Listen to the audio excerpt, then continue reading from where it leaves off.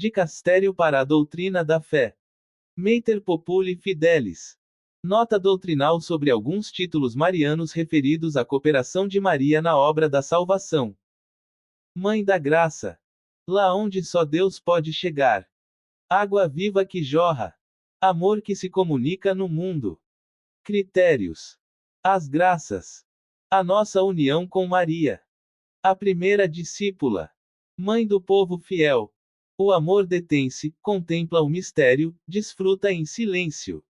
Mãe da Graça. 45. Este sentido de Mãe dos Fiéis permite falar de uma ação de Maria também em relação à nossa vida da graça. No entanto, convém advertir que certas expressões, que podem ser teologicamente aceitáveis, com facilidade estão carregadas de um imaginário e simbolismo que transmitem, efetivamente, outros conteúdos menos aceitáveis. Por exemplo, apresenta-se Maria como se ela tivesse um depósito de graça separado de Deus, então, não se percebe de modo tão claro que o Senhor, em sua generosa e livre omnipotência, quis associá-la à comunicação dessa vida divina que brota de um único centro que é o coração de Cristo, não Maria. É frequente também que ela seja apresentada ou imaginada como uma fonte da qual emana toda graça. Se tem em conta que a inabitação trinitária, graça incriada, e a participação da vida divina, graça criada, são inseparáveis, não podemos pensar que este mistério pode estar condicionado a uma passagem, através das mãos de Maria. Imaginários deste tipo enaltecem a Maria de tal modo que a centralidade do mesmo Cristo pode desaparecer ou, pelo menos, ser condicionada. O cardeal Ratzinger expressou que o título de Maria Medianeira de todas as graças não era claramente fundado na revelação, e em sintonia com essa convicção podemos reconhecer as dificuldades que este título implica tanto na reflexão teológica como na espiritualidade. 46. Para evitar estas dificuldades, a maternidade de Maria na ordem da graça deve entender-se como dispositiva. Por um lado, pelo seu caráter de intercessão, já que a intercessão maternal é expressão dessa ajuda materna, que permite reconhecer em Cristo o único mediador entre Deus e os homens. Por outro lado, a sua presença materna nas nossas vidas não exclui diversas ações de Maria que motivam a abertura dos nossos corações à ação de Cristo no Espírito Santo.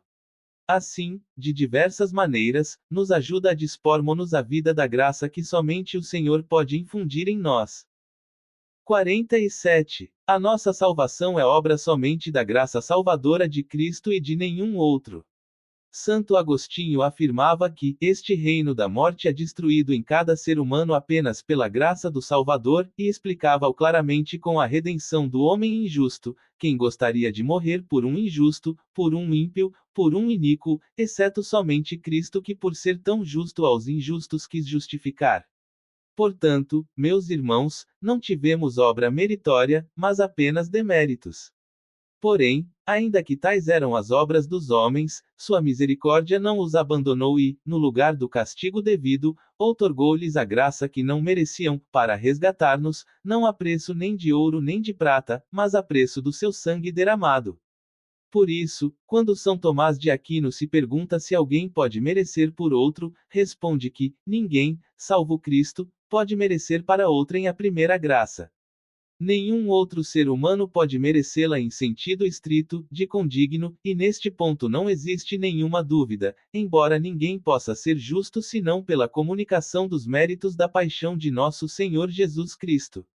Também a plenitude de graça de Maria existe porque ela a recebeu gratuitamente, antes de qualquer ação sua, em vista dos méritos de Jesus Cristo, Salvador do gênero humano.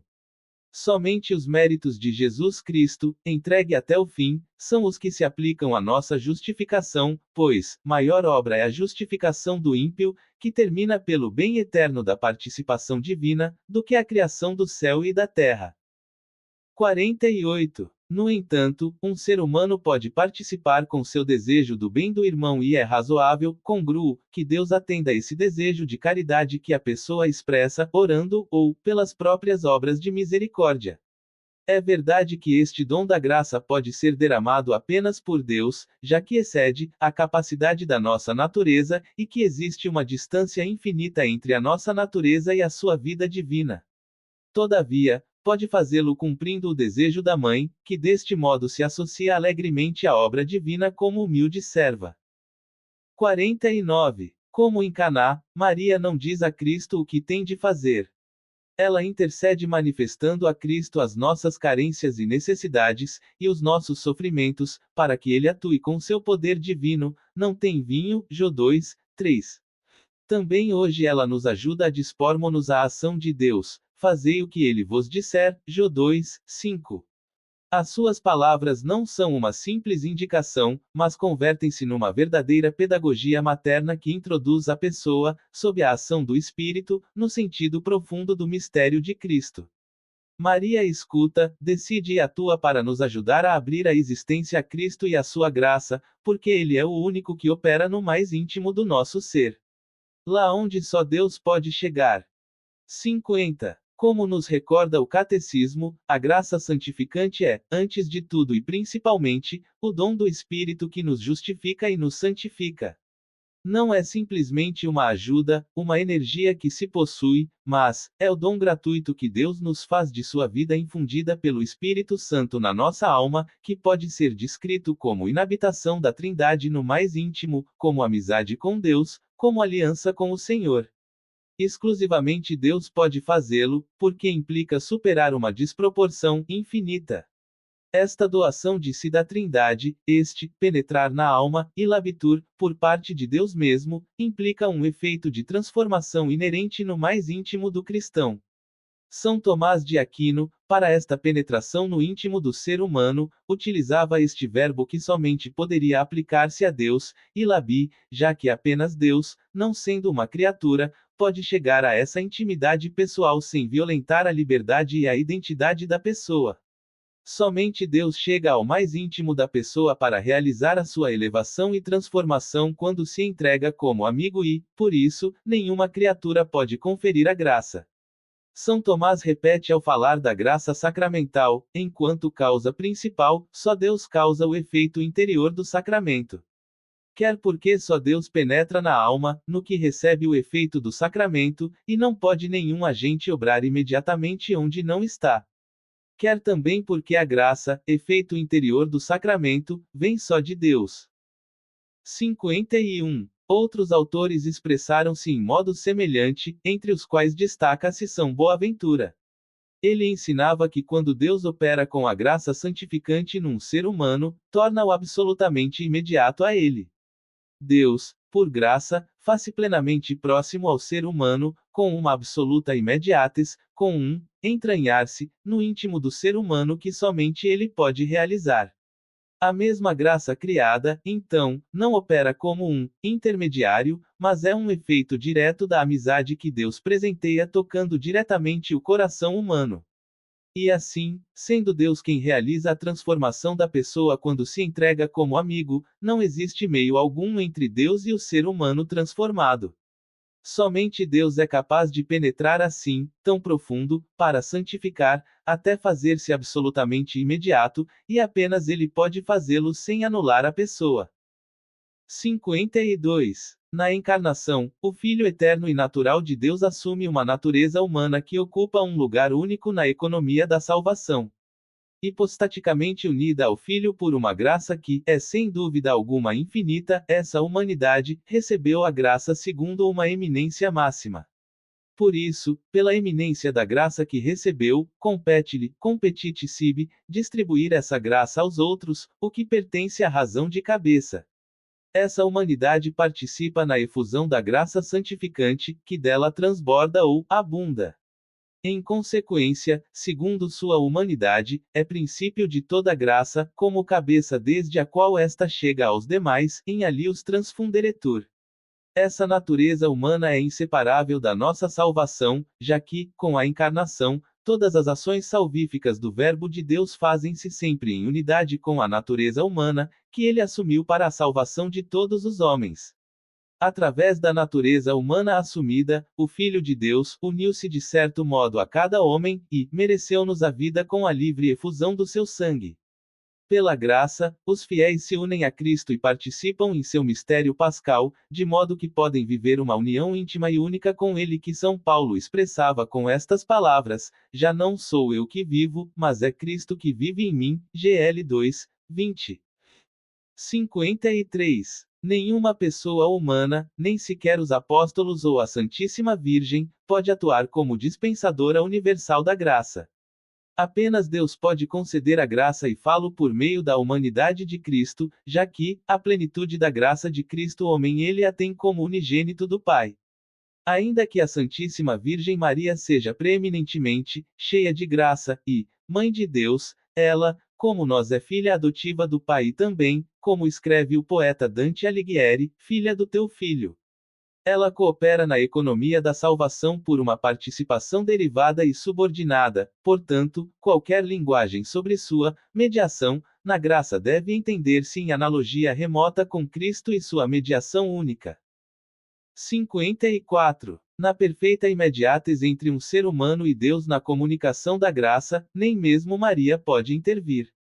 Nem a amizade com Jesus Cristo, nem a inabitação trinitária podem conceber-se como algo que nos chega através de Maria ou dos santos. Em todo caso, o que podemos dizer é que Maria deseja esse bem para nós e pede-o conosco. A liturgia, que é também lex credendi, permite-nos reafirmar esta cooperação de Maria, não na comunicação da graça, mas na intercessão materna. Com efeito, na liturgia da solenidade da Imaculada Conceição, quando se explica em que sentido o privilégio concedido a Maria foi dado em vista do bem do povo, afirma-se que foi disposta como advogada de graça, ou seja, que intercede pedindo para nós o dom da graça. 55. Como ensina o Concílio Vaticano II, o influxo salvador da Virgem Santíssima sobre os homens, de modo nenhum impede a união imediata dos fiéis com Cristo, antes a favorece. Por este motivo, se deve evitar qualquer descrição que faça pensar, de um modo neoplatônico, em uma espécie de derramamento da graça por etapas, como se a graça de Deus descesse, através de distintos intermediários, como Maria, enquanto sua fonte última, Deus, permanecesse desconectada do nosso coração. Estas interpretações afetam negativamente a adequada compreensão do encontro íntimo, direto e imediato que a graça realiza entre o Senhor e o coração do fiel. O certo é que somente Deus justifica. Só o Deus Trindade. Somente Ele nos eleva para superar a desproporção infinita que nos separa da vida divina, só Ele atua em nós sua inabitação trinitária, só Ele penetra em nós e nos faz participar da sua vida divina. Não se honra Maria atribuindo-lhe alguma mediação na realização desta obra exclusivamente divina. Água viva que jorra. 56. Não obstante isto, dado que Maria está cheia de graça, e que o bem tende sempre a comunicar-se, facilmente aparece a ideia de uma espécie de transbordamento da graça que tem Maria, que só poderá ter um sentido adequado se não contradizer quanto foi dito até agora. Não apresentará dificuldade se se tratar, antes de tudo, das formas de cooperação que já mencionamos: intercessão, proximidade materna que convida a abrir o coração para a graça santificante, e que o Concílio Vaticano II apresentou como uma cooperação variada por parte das criaturas, que participam dessa única fonte.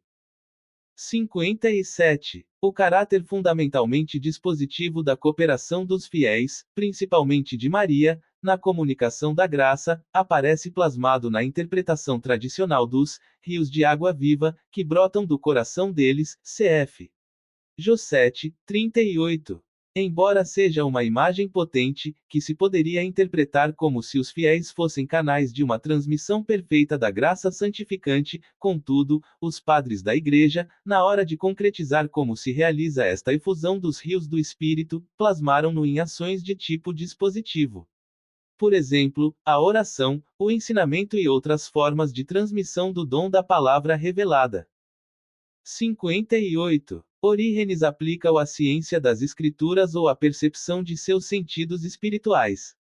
Para São Cirilo de Alexandria, este transbordamento de águas é o ensinamento dos mistérios da fé, a pura mistagogia, no sentido profundo, que não é meramente intelectual, mas disposição ou preparação de toda a pessoa. São Cirilo de Jerusalém sustenta que é o ensinamento da Escritura quando leva à luz. São João Crisóstomo refere-se à sabedoria de Estevão ou à autoridade da palavra de Pedro. Santo Ambrósio afirma: estes são os rios que ouvem a palavra de Deus e falam, para infundir a palavra nos corações dos indivíduos, e aplica-o desta maneira, que a água da doutrina celestial flua, que a seiva da palavra do Senhor asperja o coração de cada um. Também para São Jerônimo a água é ensinamento do Salvador, como para São Gregório Magno, que ensina a ser uma vontade piedosa para com o próximo. Estas interpretações dos rios de água viva que derramam os cristãos concentram-se no conhecimento das Escrituras e seus mistérios, e não se referem, em geral, a um conhecimento meramente intelectual, mas sapiencial e de iluminação do coração para se abrir à realidade mesma dos mistérios. 59. Em distintos padres e doutores da Igreja encontramos, também, uma explicação mais ampla, onde se integram, para além da pregação ou da catequese, as obras que oferecem ajuda ao próximo em suas necessidades, ou um testemunho de amor. Assim, Santo Hilário entende os rios de água viva como as obras do Espírito Santo através das virtudes que atuam para benefício do próximo. Santo Agostinho aplica a imagem à benevolência, com a qual se deseja ajudar o próximo. Na Idade Média continua-se esta perspectiva que chega até São Tomás de Aquino, para quem os rios de água viva se manifestam porque quando alguém se apressa a aconselhar o próximo e comunica aos outros diversos dons da graça, de seu seio jorram águas vivas. 60. Quando São Tomás fala dos diversos dons da graça, para o serviço do próximo, refere-se aos diversos dons carismáticos, porque, como se diz, um cor 12, 10, a um se dá o dom das línguas, a outro o de curas, etc. Este aspecto também está presente em São Cirilo de Jerusalém. Ele indica que os rios de água do Espírito, que se comunicam através dos cristãos, são manifestados quando este se serve da língua de uns para o carisma da sabedoria, ilumina a mente de outros com o dom da profecia, concede a alguém o poder de expulsar os demônios. O Espírito fortalece, em alguns, a temperança, em outros, a misericórdia, ensina a alguém a prática do jejum e da vida ascética. 61. Algo semelhante podemos dizer com relação à interpretação de Jó 14, 12, referido aos fiéis que realizam obras maiores, meizona, que as do Cristo terreno. Os fiéis participam da obra de Cristo enquanto eles também, de algum modo, estimulam a fé de outros com o anúncio da palavra. Assim se diz explicitamente em Jó 17, 20b, aqueles que hão de crer em mim, por meio da sua palavra. O mesmo se sugere em Jó 14, 6 a 11, onde as obras de Cristo são as que manifestam o Pai, v. 8. As obras dos fiéis, concentradas no anúncio do Evangelho pela palavra, colocam-se em paralelismo com as obras de Cristo. Jesus anuncia: se cumpriram a minha palavra, também hão de cumprir a vossa, Jó 15, 20c. E assim como quem escuta a palavra de Cristo tem a vida eterna, cf. Jó 5, 24, Jesus anuncia que outros crerão através da palavra dos que creem, cf. Jó 17, 20. Todavia, isto implica não apenas as palavras, mas também o testemunho eloquente dos cristãos e, por isso, Jesus pede ao Pai que os cristãos estejam unidos para que o mundo creia. Jó 17, 21. Amor que se comunica no mundo. 62. O Evangelho de João une estreitamente a caridade fraterna a esta comunicação do bem. Com efeito, a afirmação, se me tendes amor, cumprireis os meus mandamentos, Jó 14, 15, é paralela àquela outra, quem crê em mim também fará as obras que eu realizo, Jó 14, 12. Quando Cristo fala do fruto que espera dos seus discípulos, termina identificando-o com o amor fraterno, cf. Jó 15, 16, 17. Também São Paulo, depois de falar sobre as obras extraordinárias que podem realizar os fiéis, cf.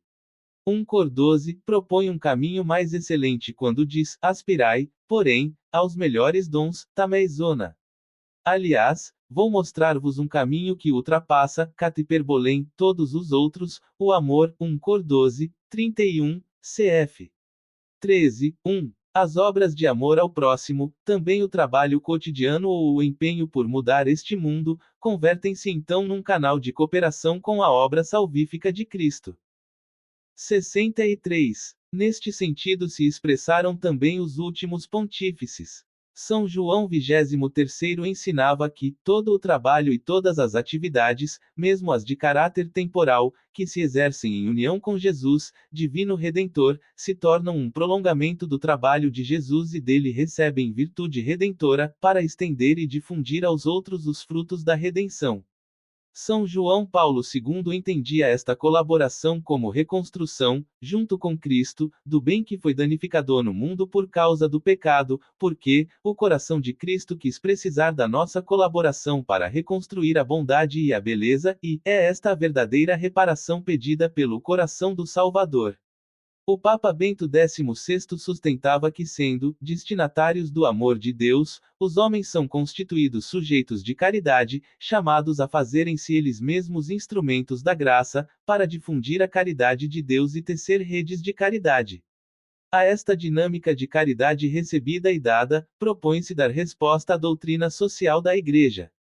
E o Papa Francisco ensinou que, para Santa Teresinha do Menino Jesus, não se trata apenas de deixar que o coração de Cristo difunda a beleza do seu amor no nosso coração, através de uma confiança total, mas também que, através da própria vida, chegue aos outros e transforme o mundo. Isto acontece se o nosso amor se transforma em atos de amor fraterno com os quais curamos as feridas da Igreja e do mundo. Deste modo, oferecemos novas expressões da força restauradora do coração de Cristo. 64. Esta é a cooperação possibilitada por Cristo e suscitada pela ação do Espírito que, no caso de Maria, distingue-se da cooperação de qualquer outro ser humano pelo caráter materno que Cristo mesmo, na cruz, lhe atribuiu. Critérios. 65. Qualquer outro modo de compreender esta cooperação de Maria na ordem da graça, especialmente se se pretende atribuir-lhe alguma forma de intervenção ou de instrumentalidade perfectiva ou de causa secundária na comunicação da graça santificante, deveria prestar especial atenção a alguns critérios já indicados na Constituição Dogmática Lumen Gentium. Devemos refletir sobre o modo como Maria pode favorecer a nossa união, imediata, com o Senhor, que Ele mesmo realiza ao conferir a graça que só de Deus podemos receber, sem entender, porém, a união com Maria como mais imediata do que aquela com Cristo. Este risco está presente, sobretudo, na ideia de que Cristo nos entrega a Maria como um instrumento ou causa secundária perfectiva na comunicação de sua graça. O Concílio Vaticano II sublinhou que todo o influxo salvador da Virgem Santíssima sobre os homens se deve ao beneplácito divino e não a qualquer necessidade. Este influxo pode pensar-se apenas a partir da livre decisão de Deus que, apesar da sua própria ação ser transbordante e superabundante, quer associar, livre e gratuitamente, Maria à sua obra. Por isso, não é lícito apresentar a ação de Maria como se ele necessitasse dessa ação para operar a salvação. Devemos entender a mediação de Maria não como um complemento, para que Deus possa operar plenamente, com maior riqueza e beleza, mas, de maneira que nada tire nem acrescente a dignidade e eficácia do único mediador, que é Cristo. Ao explicar a mediação de Maria, deve ressaltar-se que Deus é o único Salvador que aplica de modo exclusivo os méritos de Jesus Cristo, os únicos necessários e completamente suficientes para a nossa justificação. Maria não substitui o Senhor em algo que ele não faça, não subtrai nem acrescenta. Se, na comunicação da graça, ela não acrescenta nada à mediação salvífica de Cristo, não deve pensar-se em Maria como instrumento primário dessa doação.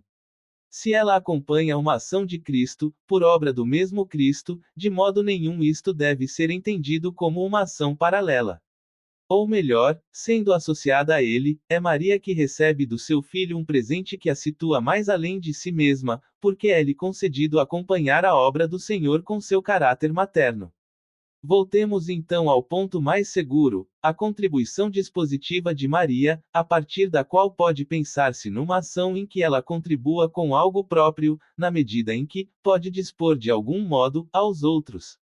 Porque pertence à potência suprema conduzir ao fim último, enquanto as potências inferiores ajudam a consecução deste fim dispondo. 66. Tudo o que foi dito anteriormente não ofende ou humilha Maria, porque todo o seu ser reporta ao seu Senhor.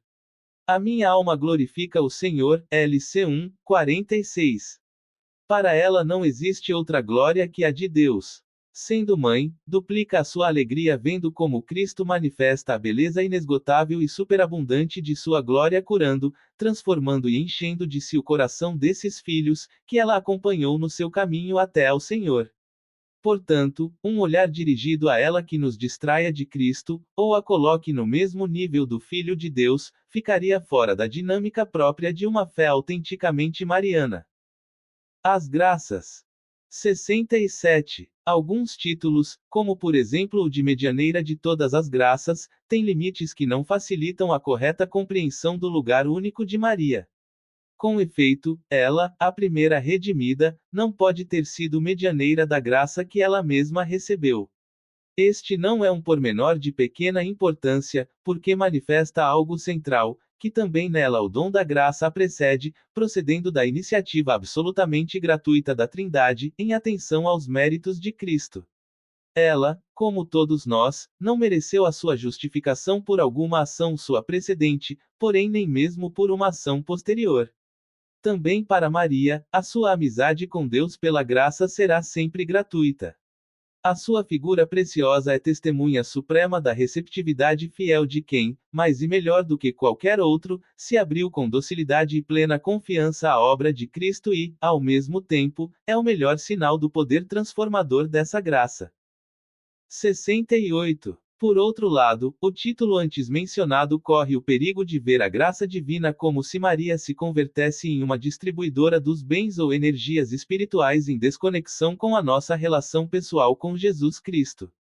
Contudo, a expressão, graças, referida à materna ajuda de Maria, em distintos momentos da vida, pode ter um sentido aceitável. O plural expressa todos os auxílios, também materiais, que o Senhor pode dar-nos escutando as intercessões da Mãe, auxílios que, por sua vez, dispõem os corações para se abrirem ao amor de Deus. Deste modo, Maria, como mãe, tem uma presença na vida cotidiana dos fiéis muito superior à proximidade que possa ter qualquer outro santo. 69. Ela, com a sua intercessão, pode implorar para nós os impulsos internos do Espírito Santo que chamamos graças atuais. Trata-se daqueles auxílios do Espírito Santo que operam também nos pecadores para os dispor à justificação, e também nos já justificados pela graça santificante, para os estimular ao crescimento. Neste sentido preciso, deve interpretar-se o título de Mãe da Graça. Ela humildemente colabora para que abramos o coração ao Senhor, que é o único que pode justificar-nos com a ação da graça santificante, ou seja, quando Ele derrama em nós a sua vida trinitária, habita em nós como amigo e nos faz partícipes da sua vida divina. Isto é exclusivamente obra do mesmo Senhor, porém não exclui que, através da ação materna de Maria, possam chegar aos fiéis aquelas palavras, imagens e estímulos diversos que os ajudem a seguir adiante na vida, a dispor o coração à graça que o Senhor infunde ou a crescer na vida da graça, recebida gratuitamente. 70. Estas ajudas chegam até nós do Senhor e nos são apresentadas com um aspecto materno, cheias da ternura e da proximidade da mãe que Jesus quis compartilhar conosco, cf. Jó 19, 25 a 28. Maria desempenha assim uma ação singular para nos ajudar a abrir o coração a Cristo e a sua graça santificante que eleva e cura. Quando ela se comunica fazendo chegar diversas moções, estas devem ser entendidas sempre como estímulos para abrir nossas vidas ao único que opera no mais íntimo do nosso ser. A nossa união com Maria. 71. O concílio preferiu chamar Maria, Mãe na Ordem da Graça, que expressa melhor a universalidade da cooperação materna de Maria e que é inegável num sentido preciso. Ela é a Mãe de Cristo, que é a graça por excelência e o autor de toda graça. 72. Esta maternidade de Maria na Ordem da Graça, que brota do mistério pascal de Cristo, implica também que cada discípulo estabeleça com Maria uma relação única e irrepetível. São João Paulo II falava de uma dimensão mariana da vida dos discípulos de Cristo, que se expressa como resposta ao amor de uma pessoa e, em particular, ao amor da mãe. A vida da graça inclui a nossa relação com a mãe.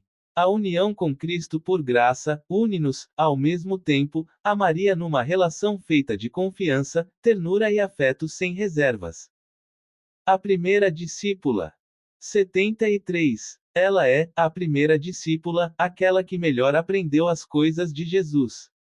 Maria é a primeira daqueles que escutam a palavra de Deus e a põem em prática. LC 11, 28, é a primeira a colocar-se entre os humildes e pobres do Senhor para nos ensinar a esperar e receber, com confiança, a salvação que vem apenas de Deus. Deste modo, Maria tornava-se, em certo sentido, a primeira discípula do seu filho, a primeira a quem ele parecia dizer: segue-me, mesmo antes de dirigir este chamamento aos apóstolos ou a quaisquer outros. Cf.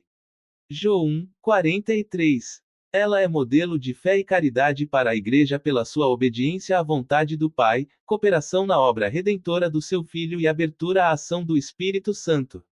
Por isso, diz Santo Agostinho que vale mais para Maria ser discípula de Cristo do que ter sido mãe de Cristo. O Papa Francisco insistiu que ela é mais discípula que mãe. Maria é, definitivamente, a primeira e a mais perfeita discípula de Cristo. 74. Maria é, para todo o cristão, a primeira na fé, é aquela que acreditou, e, precisamente com esta sua fé de esposa e de mãe, ela quer atuar em favor de todos os que a ela se entregam como filhos, e falo com um afeto cheio de sinais de proximidade que os ajudam a crescer na vida espiritual, ensinando-os a deixar que a graça de Cristo atue cada vez mais. Nesta relação de afeto e confiança, ela, que é a cheia de graça, ensina cada cristão a receber a graça, a conservar a graça recebida e a meditar a obra que Deus faz nas suas vidas. Cf. LC 2, 19. 75. Fez-se a pretensos fenômenos sobrenaturais, que receberam um juízo positivo por parte da Igreja e nos quais aparecem algumas das expressões ou títulos, como os anteriormente citados, ter-se em conta que, no caso em que seja concedido por parte do Dicastério um naia e obstate, tais fenômenos não se tornam objeto de fé, isto é, os fiéis não são obrigados a prestar a eles um assentimento de fé. Mãe do povo fiel. 76. Maria, a primeira discípula, é a mãe. Na cruz, Cristo entrega-nos a Maria, e deste modo, conduz-nos a ela, porque não quer que caminhemos sem uma mãe. Ela é a mãe fiel que se tornou mãe de todos os que creem, e, ao mesmo tempo, é a mãe da Igreja evangelizadora, que nos acolhe assim como Deus nos quis convocar, não apenas como indivíduos isolados, mas como povo que caminha. Nossa mãe, Maria, quer sempre caminhar conosco, estar perto, ajudar-nos com a sua intercessão e o seu amor. Ela é a mãe do povo fiel que, movida por uma ternura amorosa, caminha em meio ao seu povo e cuida das suas angústias e vicissitudes. O amor detém-se, contempla o mistério, desfruta em silêncio. 77. O povo fiel não se distancia de Cristo, nem do Evangelho, quando se aproxima dela, mas é capaz de ler, nesta imagem materna, todos os mistérios do Evangelho. Porque nesse rosto materno vê refletido o Senhor que nos busca. Cf.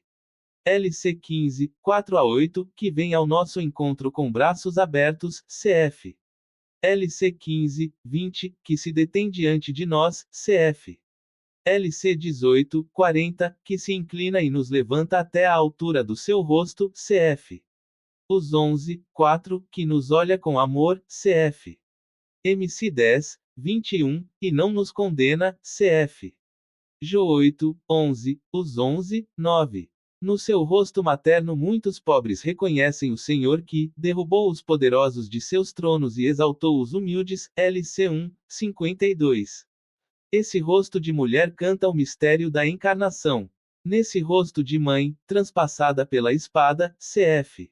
LC 2, 35, o povo de Deus reconhece o mistério da cruz, e esse mesmo rosto, banhado pela luz pascal, percebe que Cristo está vivo. E ela, que recebeu o Espírito Santo em plenitude, é quem sustenta os apóstolos em oração no cenáculo, cf.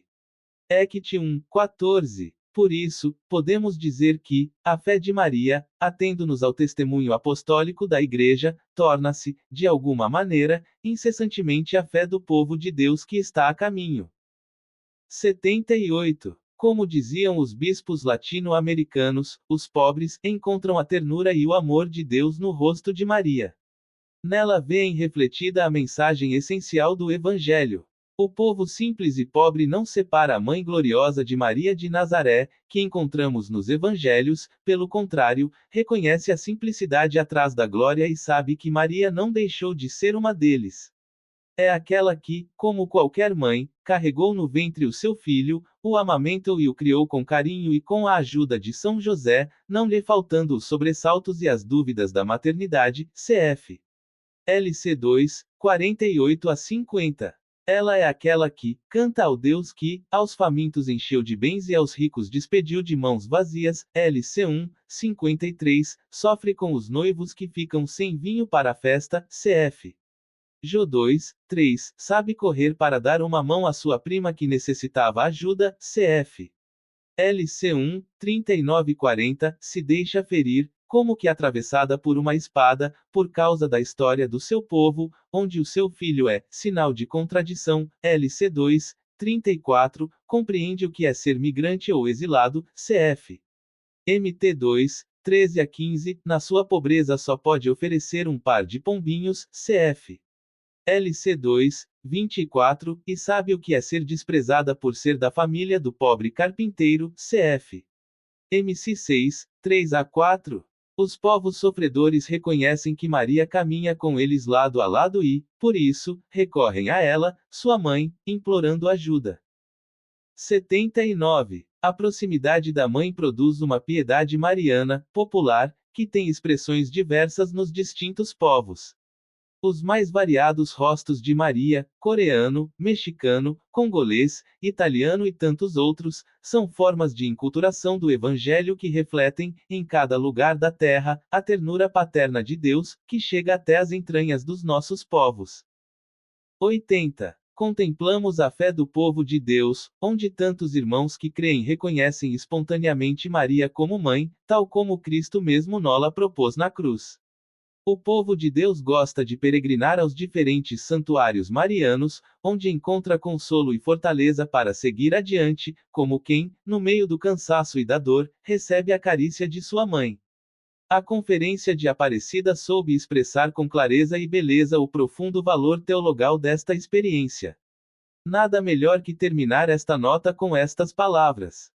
Destacamos as peregrinações, onde é possível reconhecer o povo de Deus a caminho. Aí o cristão celebra a alegria de se sentir imerso em meio a tantos irmãos, caminhando juntos para Deus que os espera. O próprio Cristo se faz peregrino e caminha ressuscitado entre os pobres. A decisão de caminhar em direção ao santuário já é uma confissão de fé, o caminhar é um verdadeiro canto de esperança e a chegada é um encontro de amor. O olhar do peregrino se deposita sobre uma imagem que simboliza a ternura e a proximidade de Deus. O amor se detém, contempla o mistério, desfruta dele em silêncio.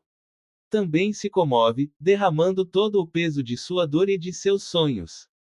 A súplica sincera, que flui confiante, é a melhor expressão de um coração que renunciou à autossuficiência, reconhecendo que sozinho nada pode. Um breve instante condensa uma viva experiência espiritual. Mãe do povo fiel, rogai por nós. O Sumo Pontífice Leão XIV, no dia 7 de outubro de 2025, memória litúrgica de Nossa Senhora do Rosário, aprovou a presente nota, decidida na sessão ordinária deste dicastério do dia 26 de março de 2025, e ordenou sua publicação. Dado em Roma, na sede do Dicastério para a Doutrina da Fé, aos 4 de novembro de 2025, memória litúrgica de São Carlos Borromeu. Victor Manuel Cardi Fernandes Prefeito. Mons. Armando Mateus Secretário. Para a secção doutrinal.